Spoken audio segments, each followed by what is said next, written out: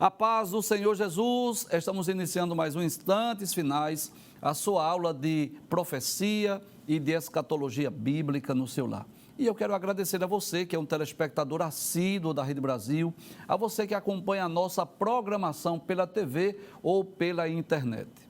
O sincero desejo do nosso coração é que você possa crescer espiritualmente, que você seja edificado através do estudo da Palavra de Deus, que você possa crescer na graça e no conhecimento de nosso Senhor e Salvador Jesus Cristo e você possa ter um conhecimento mais amplo, do conteúdo profético das Sagradas Escrituras.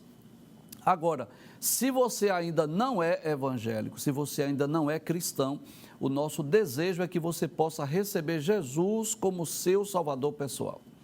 Não esqueça disso, Jesus veio ao mundo para dar a sua vida por nós, para morrer pelos nossos pecados, para nos dar o direito à salvação e à vida eterna. E eu não tenho dúvida disso, através da programação da Rede Brasil, Deus tem feito com que milhares de pessoas, não só aqui no estado de Pernambuco, mas em todo o Brasil, em diversos países do mundo, tenham a oportunidade de ouvir a mensagem do Evangelho, de ouvir a mensagem da salvação. E eu espero que você aproveite essa oportunidade e receba Jesus como seu Salvador pessoal, para ter direito à salvação, à vida eterna e poder desfrutar de todos os privilégios, de todos os benefícios, de todas as benécias que só os salvos poderão desfrutar, não só nessa vida, mas principalmente na eternidade. E antes de darmos início à nossa aula, eu gostaria de fazer um pedido aos nossos queridos telespectadores, Se você tem parentes, amigos em outros estados ou até mesmo em outros países, talvez até em outros continentes, por favor, divulgue a nossa programação para que o maior número de pessoas sejam abençoadas através da programação da Rede Brasil. Agora, se você tem dúvidas, se você deseja fazer alguma pergunta ou enviar uma crítica, uma sugestão, uma opinião, anote aí o número do WhatsApp, que é o 994661010. Que Deus te abençoe. Que as bênçãos de Deus continuem sendo derramadas sobre a sua vida, sobre a sua família. Obrigado por permitir que nós adentremos na sua casa mais uma vez. Seja muito bem-vindo aos Instantes Finais. Bem, você já sabe que nós estamos nessa temporada estudando sobre a infalibilidade das profecias bíblicas. Eu não me canso de dizer este tema maravilhoso, esse tema extraordinário. Quanto mais nós estudamos as profecias bíblicas, mais nós ficamos maravilhados, com essa infalibilidade. As profecias bíblicas, elas são infalíveis, elas não falham. No tempo oportuno, ela tem o seu cumprimento. E se você está acompanhando o nosso programa, você sabe disso, O nosso desejo é dar um passeio nas páginas da Bíblia, estudarmos as profecias de Gênesis a Apocalipse, principalmente aquelas que já se cumpriram. E, recentemente, nós estamos estudando as profecias dos profetas menores, Nos últimos programas, nós já estudamos vários livros, vários profetas menores. Vamos relembrar?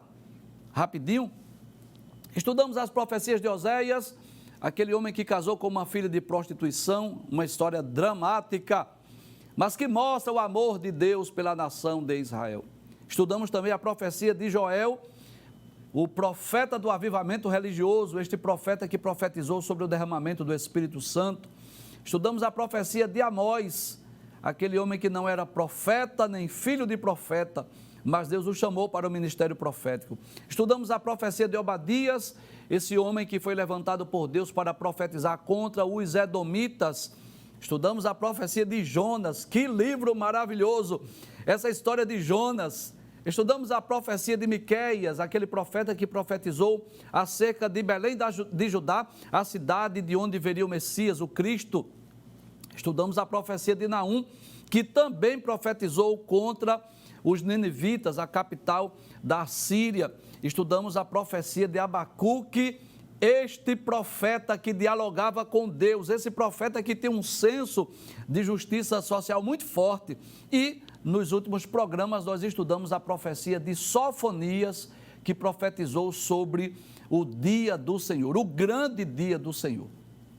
Hoje nós iniciaremos o estudo do 10º dos 12 profetas denominados de profetas menores e o primeiro dos profetas pós-exílicos, que é o livro do profeta Ageu. Abre a tela, por gentileza. Ageu foi levantado por Deus para despertar o povo, de Judá a reconstruir o templo de Jerusalém. Mas antes de nós estudarmos as profecias de Ageu, nós traremos aí algumas informações sobre o profeta e também sobre o seu livro. Deixa-me explicar algo que eu considero importante, A grande maioria dos profetas profetizaram antes do cativeiro babilônico, Os profetas canônicos podem ser classificados como profetas pré-exílicos, profetas exílicos e pós-exílicos. Então, os profetas pré-exílicos foram aqueles que profetizaram antes do cativeiro babilônico, Isaías, Jeremias, por exemplo, dentre outros, vários outros profetas profetizaram antes do cativeiro babilônico. Outros profetizaram durante o cativeiro, como é o exemplo de Daniel e Ezequiel, que profetizaram durante os 70 anos do cativeiro. E o profeta Ageu, Zacarias e Malaquias, que são os 3 últimos livros do Antigo Testamento, são chamados de profetas pós-exílicos. E por que eles são chamados de profetas pós-exílicos? Porque eles profetizaram depois do cativeiro. Depois que o povo de Judá retornou a Jerusalém, com Zorobabel, com Esdras e com Neemias, Deus levantou esses 3 profetas, que são exatamente os 3 últimos livros do Antigo Testamento. Então, Ageu é o primeiro livro desses profetas denominados de pós-exílico. O nome Ageu significa festividade ou festivo, e possivelmente ele recebeu esse nome porque nasceu, o seu nascimento coincidiu com uma das festas judaicas. Você sabe que havia diversas festas judaicas que eram comemoradas pelo povo de Judá. Dentre elas, as mais importantes é a festa da Páscoa, a festa dos tabernáculos e a festa de Pentecostes. É possível que Ageu tenha nascido durante a celebração de uma dessas festas e por isso seus pais colocaram o nome de Ageu, que significa festivo. E é interessante nós observar que seu nome está muito ligado ao objetivo da sua profecia, que era exatamente motivar o povo para completar a obra do templo, para reiniciar a reconstrução do templo, para que pudesse dar continuidade às festividades religiosas. E a tradição judaica diz que ele nasceu lá na Babilônia. É possível que ele tenha sido influenciado pela profecia de Ezequiel. E ele foi um daqueles que retornaram a Jerusalém após o retorno do primeiro grupo de exilados em 537. O livro de Ageu, ele contém apenas 2 capítulos e 4 mensagens. É interessante que cada uma dessas mensagens, ela é introduzida pela frase "a palavra do Senhor".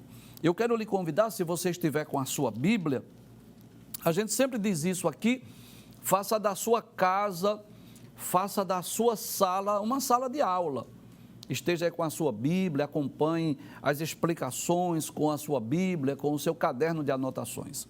Então veja que o livro de Ageu, ele é um livro muito breve, muito curto.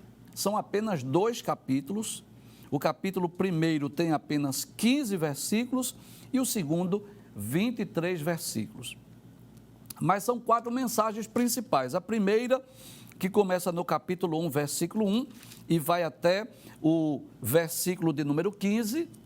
A segunda, capítulo 2, versículos 1 ao versículo 9, que fala sobre a glória do segundo templo. A terceira, que vai do capítulo 2, versículos 10 até o versículo de número 19. E a quarta, que vai do capítulo 2, versículo 20 até o versículo de número 23. Nessas 4 mensagens, aparece o destaque sobre a palavra do Senhor. Ageu deixa bem claro, bem como os demais profetas, que aquelas palavras não eram suas, não eram próprias de Ageu, mas eram palavras do Senhor. Por exemplo, no capítulo 1, versículo 1 diz: "No ano 2º do rei Dario, no 6º mês, no 1º dia do mês, veio a palavra do Senhor pelo ministério do profeta Ageu." no capítulo 2, versículo 1, diz: no 7º mês, ao 21º do mês, veio a palavra do Senhor pelo ministério do profeta Ageu. Capítulo 2, versículo de número 10. Ao 24º dia do mês nono, ao 24º dia do mês nono, no 2º ano de Dario, veio a palavra do Senhor pelo ministério do profeta Ageu. E no capítulo 2, versículo 20, diz: e veio a palavra do Senhor segunda vez a Ageu, aos 24 do mês, dizendo. Então você percebe aí que nessas 4 mensagens principais que estão nesses 2 capítulos, há essa ênfase, né? A palavra do Senhor que veio através do profeta Ageu. Ageu estava sempre deixando claro que não eram palavras suas, mas que ele estava sendo um instrumento de Deus. Para nós entendermos a mensagem de Ageu, é preciso nós entendermos o contexto histórico.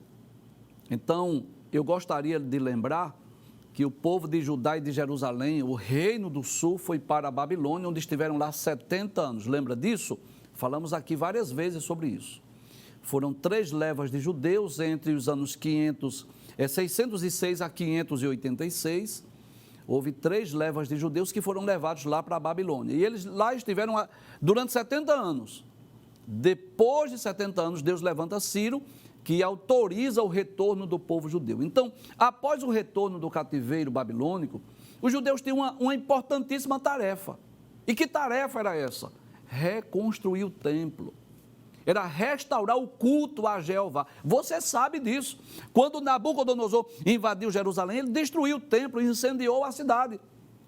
E é interessante isso, que quando nós lemos os primeiros capítulos de Esdras, que fala exatamente sobre esse cumprimento, quando Ciro autoriza o povo a retornar, Ciro vai deixar bem claro que Deus o levantou para que aquele templo fosse restaurado, fosse reconstruído. Inclusive, ele manda devolver os utensílios do templo. Mas o que acontece? O povo retorna com esse objetivo de reconstruir o templo em Jerusalém. Mas ocorreram diversas dificuldades, né? Então, houve a oposição dos samaritanos, houve acusações, falsas acusações contra os judeus, e o que acontece? A obra foi embargada por determinação do rei Artaxerxes da Pérsia, né? Por causa de uma denúncia acusatória dos vizinhos, né? Dos inimigos do povo judeu.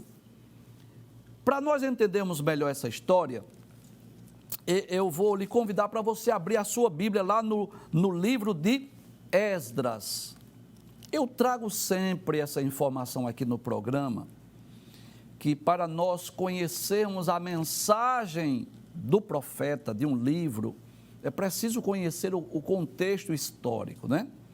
Então, se você puder, abra a sua Bíblia no livro de Esdras, e você vai perceber, no capítulo 1, a partir do versículo 1, que Ciro convida os judeus a voltarem para Jerusalém e a edificarem o templo. É muito interessante isso. Eu acho esse primeiro capítulo de Esdras um capítulo extraordinário. Essa é a palavra, né? Porque Ciro está aqui interessado em fazer com que o povo retorne para reconstruir o templo. Então, no capítulo 2, tem a lista dos que voltaram de Babilônia para Jerusalém com Zorobabel, a lista, né, daqueles judeus que retornaram do cativeiro babilônico.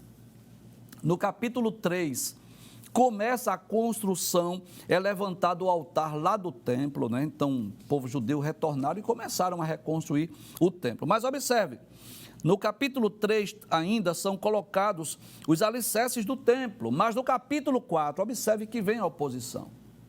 E você sabe disso, todo aquele que faz a obra de Deus, ele se depara com oposição. É bom lembrar isso, que todas as vezes que alguém se dispõe a fazer a obra de Deus, é normal surgirem as oposições, os inimigos se levantarem, querer impedir, querer atrapalhar. Você lembra do livro de Neemias? Se você ler o livro de Neemias, você vai perceber isso, que quando Neemias vai reconstruir os muros, levantar os muros de Jerusalém, vieram as oposições. Lembra dos inimigos? Sambalate, Tobias, Gesem, você lembra? Claro. E quando Zorobabel volta para reconstruir o templo, surgiram também as oposições, as falsas acusações, as denúncias por parte dos samaritanos que não queriam ver o templo sendo erguido. Vamos ver no livro de Esdras? Então, no capítulo 4, aí diz: os samaritanos acusam os judeus ao rei Artaxerxes e a construção do templo é proibida. Então, por causa disso, né, aquela obra arrastou-se, o povo perdeu o ânimo. E aí veio o egoísmo, né? As pessoas começaram agora a cuidar das suas próprias casas, suas próprias moradias. Já que o rei Artaxerxes proibiu a reconstrução do templo, eles voltaram a atenção, cada um para as suas casas. E ficou aquela obra do templo parada, embargada. O povo começa agora a construir e investir nas suas próprias residências. E é nesse contexto, é nessa ocasião, que Deus levanta o profeta Ageu para despertar o povo para voltar a reconstruir o templo. Vamos ver o tema desse programa de hoje? Pode abrir a tela, por gentileza? Ageu repreende o povo, ou eu poderia dizer também, Deus, através do profeta Ageu, repreende o povo e o exorta a reedificar o templo. Então você tem aí à sua direita, como que o profeta Ageu, claro que isso é uma imagem meramente ilustrativa, claro, e à sua esquerda você tem aí uma imagem do templo, claro que não é esse o templo construído por Zorobabel, mas o grande templo construído pelo rei Salomão. Então, esse templo foi destruído por volta do ano 586, aproximadamente, quando Nabucodonosor invade Jerusalém, e agora Ageu tem a missão, a incumbência de despertar o povo, de repreender o povo para que o povo volte a reconstruir esse templo. Vamos ver o que diz a palavra de Deus? Ageu capítulo 1, versículo 1, pode abrir a tela, por gentileza? Diz assim, é interessante, é uma característica de Ageu. Ele vai dizer o dia que veio a mensagem, ele vai dizer o dia do mês, o ano, né? Aí ele diz, no segundo ano de Dario. Que ano era esse? Era aproximadamente o ano 520 a.C. Aí ele diz, no sexto mês, no primeiro dia do mês, veio a palavra do Senhor pelo ministério do profeta Ageu a Zorobabel, filho de Sealtiel, príncipe de Judá, e a Josué, filho de Josadaque, o sumo sacerdote. Eu gostaria de chamar a atenção que a mensagem de Deus foi proferida primeiro à liderança. Que coisa interessante! A mensagem de Deus através do profeta Ageu, primeiro Deus desperta a liderança. Por quê? Porque Deus é sábio. Não adiantava Deus despertar os liderados se não houvesse um despertamento da liderança. Você lembra dos dias de Neemias? Deus despertou primeiro quem? Neemias, quando soube de Anani, não é? Que os muros de Jerusalém estavam fendidos, as portas queimadas a fogo, que o povo estava em miséria e desprezo. Aí ele fica com um semblante triste, quando ele vai oferecer o vinho ao rei percebe, pergunta por que ele está triste. Ele vai orar e diz ao rei, pediu ao rei autorização para voltar para reconstruir. Então Deus trabalha primeiro na vida da liderança. Deus se utiliza de um profeta, o profeta Ageu, para falar com quem? Com Zorobabel e para falar com o sumo sacerdote Josué. Abre o texto mais uma vez para nós conferirmos. Aí ele diz assim, veio a palavra do Senhor pelo ministério do profeta Ageu. Primeiro, quem Deus desperta? O profeta. Como que diz, vai lá, profeta Ageu, entrega a mensagem. Mas entregar a quem? Primeiro a Zorobabel. Quem era Zorobabel? Era o governador, era aquele homem responsável. Foi ele que liderou o primeiro grupo de repatriados, né, que voltaram para Jerusalém nos dias de Ciro. Então Zorobabel era o governador, era a liderança política. Aí diz, filho de Sealtiel, príncipe de Judá, e a Josué, e esse Josué aí eu quero deixar bem claro que não é Josué o sucessor de Moisés, Claro que isso aí foi milênios depois, séculos depois. Filho de Josadaque, o sumo sacerdote. Então, esse Josué aí era exatamente o sumo sacerdote, tá certo? Então, Deus desperta a liderança. Quem Deus desperta? Um profeta, um governador, que era Zorobabel, e um sumo sacerdote. Passa o texto, por favor. Aí diz o texto: assim fala o Senhor dos Exércitos, dizendo: Deus que ouve o povo, Deus disse assim, olha, esse povo diz assim, não veio ainda o tempo em que a casa do Senhor deve ser edificada. Como que Deus dissesse assim, olha, o povo está com uma desculpa, traz a tela, por favor. O povo aí está dizendo, ainda não é tempo de reconstruir o templo, ainda não é tempo de construir o grande templo. O povo estava se desculpando. Observe o que diz a epígrafe do primeiro capítulo. Ageu repreende o povo por causa da sua inércia. E o que é inércia? Inércia é indiferença, é apatia, é falta de interesse. É como se o povo de Judá e de Jerusalém voltasse do cativeiro. E qual era o seu desejo, o seu intuito? Vamos reconstruir o templo. Quando a obra foi embargada, quando veio a denúncia, quando o rei Artaxerxes proibiu que o templo fosse construído, aí eles voltaram a sua atenção, não é? Quando deveria fazer o quê? Orar, buscar a Deus, pedir a Deus estratégia, pedir a Deus que Deus movesse o coração do rei, para que o rei autorizasse novamente que o templo fosse reconstruído, mas não, eles se acomodaram.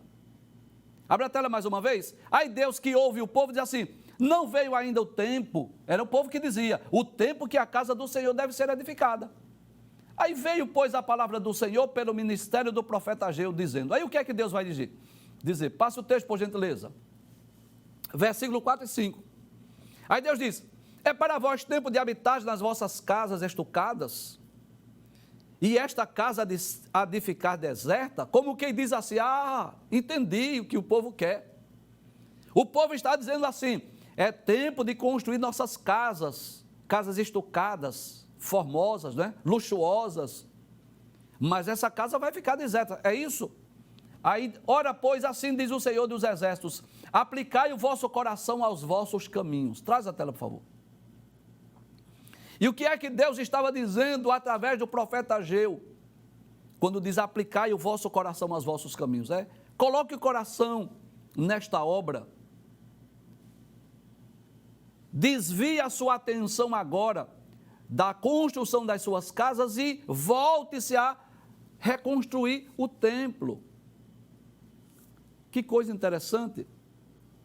Quando o povo estava lá em Babilônia, distante do templo, distante das ofertas, dos holocaustos, dos sacrifícios.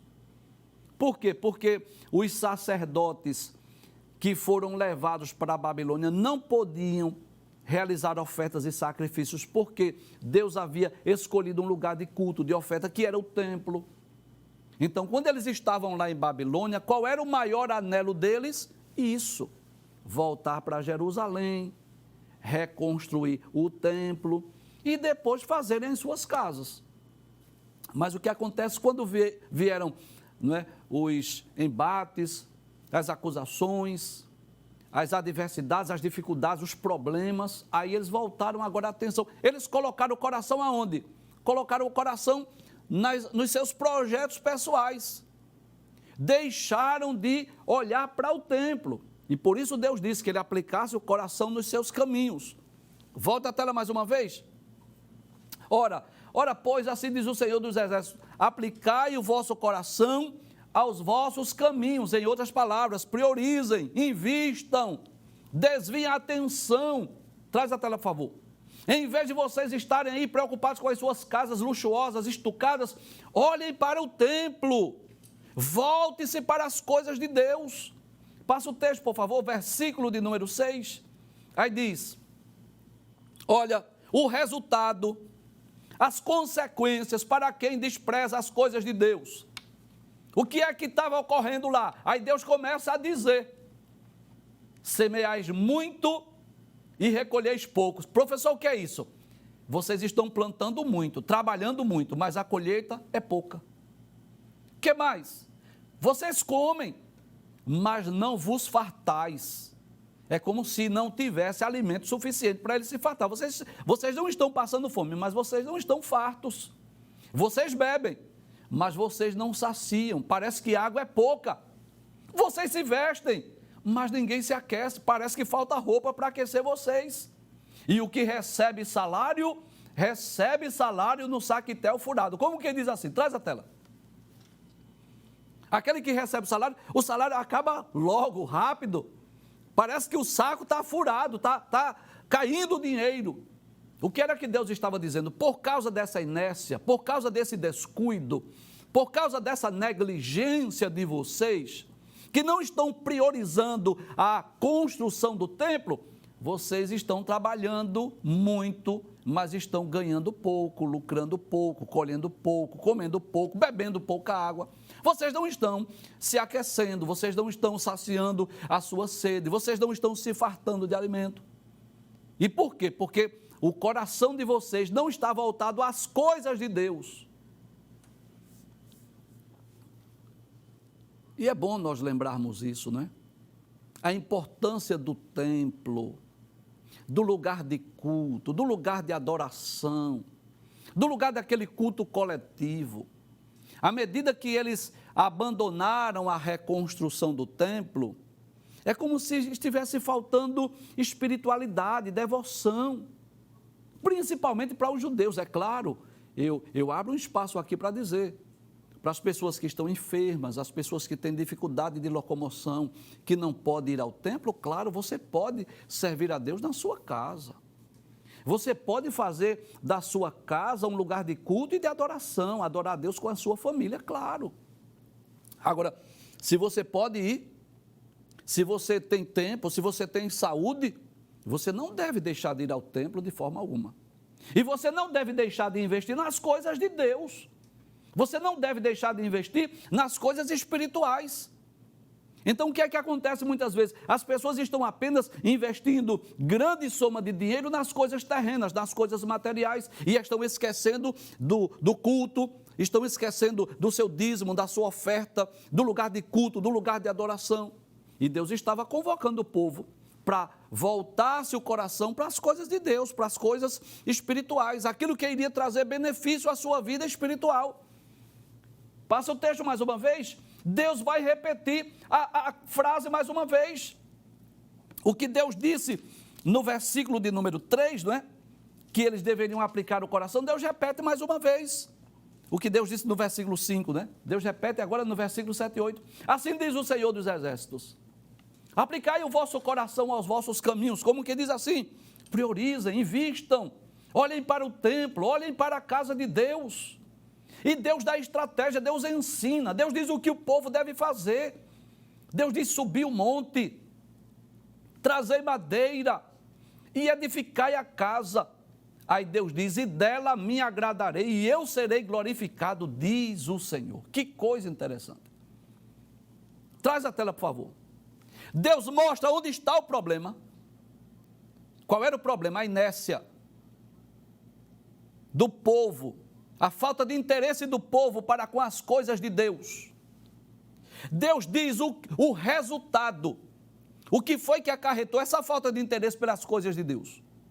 O resultado: vocês plantam muito, colhem pouco, vocês comem, mas não se fartam, vocês bebem água, mas não se saciam, vocês se vestem, mas continua com frio.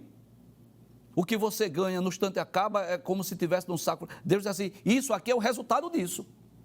Se você não prioriza as coisas de Deus, você não vai prosperar. Você deve priorizar as coisas de Deus. Aí Deus diz ao povo mais uma vez, aplicai o vosso coração. Como que diz assim, volte-se para esse projeto, aplique o coração. Aí Deus diz como fazer. Que coisa interessante. Volta o texto mais uma vez. Aí ele diz assim, subir o monte, trazer a madeira, edificai a casa. Aí Deus diz, e dela me agradarei e eu serei glorificado, diz o Senhor. Passa o texto, por favor, versículo 9. Deus volta mais uma vez a falar da pobreza, da miséria que estava ocorrendo entre o povo judeu. Aí Deus diz assim, olhaste para muito, mas esse que alcançasse pouco. Como que diz assim, vocês até sonharam, desejaram grandes coisas, grande riqueza, mas você alcançou pouco. E esse pouco, quando trouxestes para casa, eu lhe soprei. Que coisa interessante! É como se Deus dissesse assim, olha, vocês olharam para grandes colheitas, mas a colheita foi tão pouca. E quando você trouxe aquele pouquinho para casa, Deus diz assim, eu soprei. Caiu no caminho. Aí, por quê? Disse o Senhor dos Exércitos. Por que eu fiz isso? Porque eu soprei esse pouquinho que vocês trouxeram. Aí ele diz assim, por causa da minha casa que está deserta. E cada um de vós corre à sua própria casa. Traz a tela, por favor. Quando vocês estavam lá em Babilônia, vocês desejaram voltar para Jerusalém para reconstruir o templo. E agora vocês voltaram e esqueceram a minha casa? E querem riqueza? Querem prosperidade? Quer que eu lhes abençoe? Se você não investe no reino de Deus? Se você só investe nas coisas terrenas, materiais que são perecíveis? Se o seu coração está voltado apenas às coisas deste mundo? Que coisa interessante, que lição! O profeta Ageu traz para nós a necessidade de investirmos no reino de Deus, na casa de Deus, no templo de Deus, na obra de Deus. Quantas pessoas que o olhar, não é? Quantos cristãos que o olhar é apenas para as coisas terrenas, materiais, apenas para os bens terrenos, pensam apenas em enriquecer, em prosperar e esquecem do mais importante. Você quer que eu dê um exemplo? Às vezes os pais não compram uma Bíblia para um filho, mas compram um celular. Não compram uma Bíblia que custa, sei lá, 30, 50 reais, mas compram um celular que custa R$1.000 para o filho. Às vezes os pais, permita-me dizer isso, com muito temor e tremor eu digo isso, colocam os filhos das melhores escolas e compram uma lista de material, gasta muito dinheiro com os livros, mas não compra uma lição da escola dominical para o filho levar no domingo. Às vezes as pessoas investem tanto em lazer, passeio, diversão, mas não é dizimista, não é ofertante, não está se importando para com as coisas de Deus. Essa é uma mensagem de despertamento para nós também. Por que é que essa profecia foi registrada na Bíblia? Por que é que essa mensagem de Ageu foi preservada? Claro, Deus quer falar conosco também. Se fosse só para aquele povo, para que eles se reconstruíssem, não haveria nem necessidade do livro de Ageu estar na Bíblia. Não precisava. Mas quando esse livro é preservado, quando essa mensagem chega para nós, Deus quer falar conosco. Quem sabe é o momento de avaliar, não é?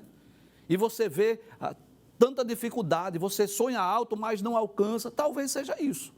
Talvez você esteja como aquele povo judeu que não está aplicando o coração às coisas de Deus. Não está com o coração voltado ao templo, à casa de Deus. Talvez os seus projetos humanos. Aí Deus diz para nós, aplique o coração.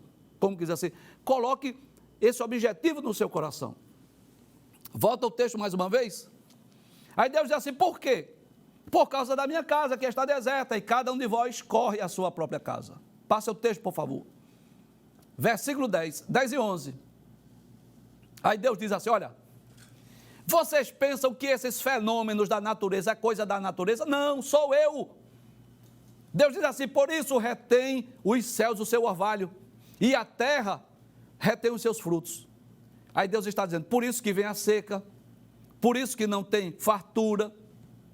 Deus diz assim, eu fiz vir a seca sobre a terra e sobre os montes, e sobre o trigo, e sobre o mosto, e sobre o azeite, e sobre a terra, o que a terra produz, como também sobre os homens, sobre os animais, e sobre todo o trabalho das mãos.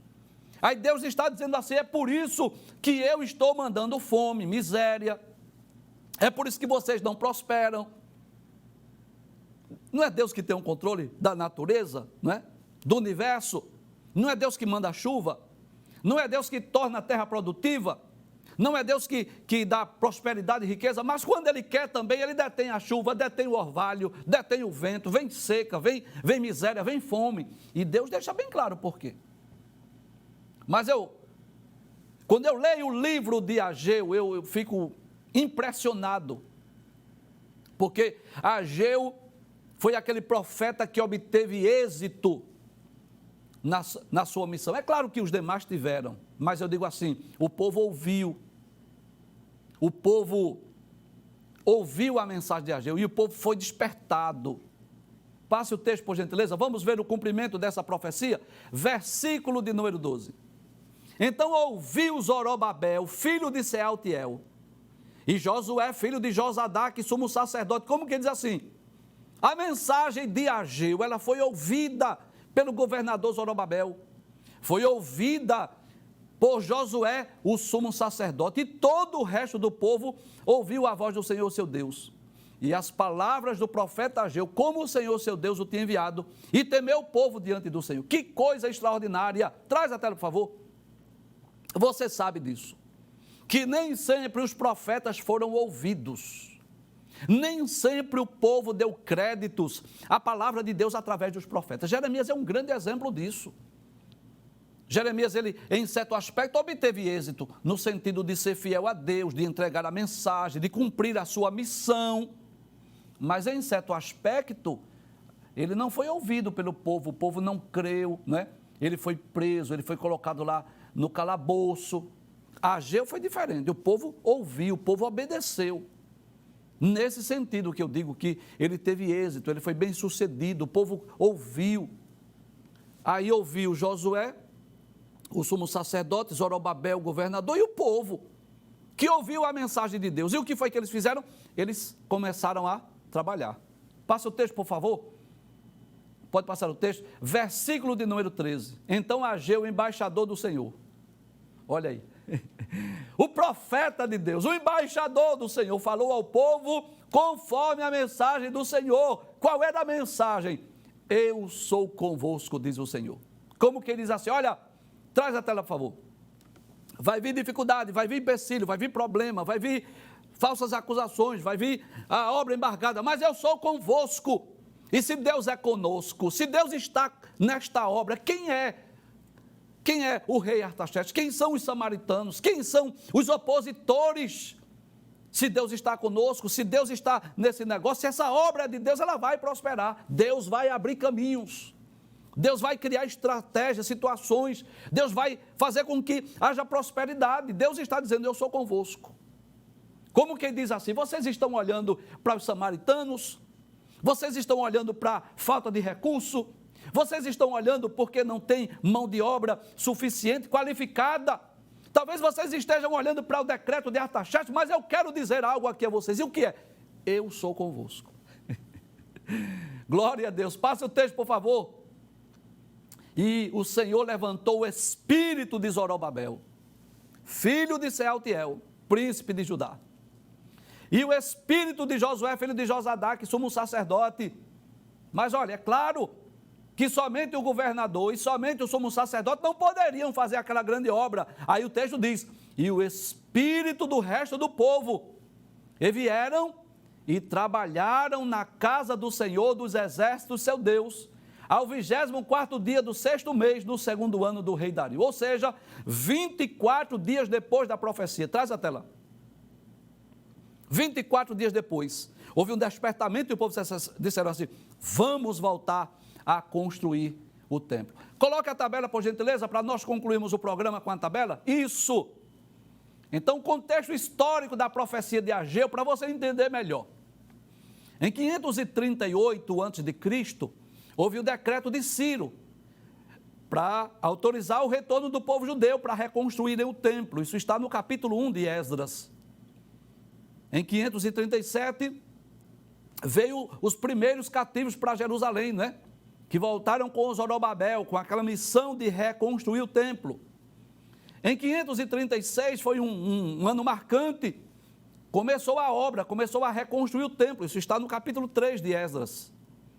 Em 534, a reconstrução do templo é interrompida devido à ameaça dos samaritanos. Veio a ameaça, né, veio as acusações, a obra foi interrompida. No ano 530, você percebe que o Antigo Testamento aí está em ordem decrescente, tá bem? Então, no ano 530, houve essa interrupção oficial o rei Artaxerxes proibiu, isso está no capítulo 4 de Esdras. Então, a obra foi interrompida no ano 530. Passaram aí mais ou menos 10 anos. 10 anos depois, aproximadamente, é que veio a profecia de Ageu, que eu falei que ele profetizou aqui por volta do ano 520. Então, foi retomada a construção do templo após a profecia de Ageu e Zacarias, e no ano 516, a gloriosa consumação da história, ou seja, o templo foi reconstruído. Traz a tela, por gentileza. Então, eu posso dizer que essa mensagem de Ageu, de incentivo, de despertamento para o povo, ela surtiu efeito na vida do governador Zorobabel, na vida do sumo sacerdote Josué, na vida do povo, e o templo foi reconstruído por volta do ano 516 a.C.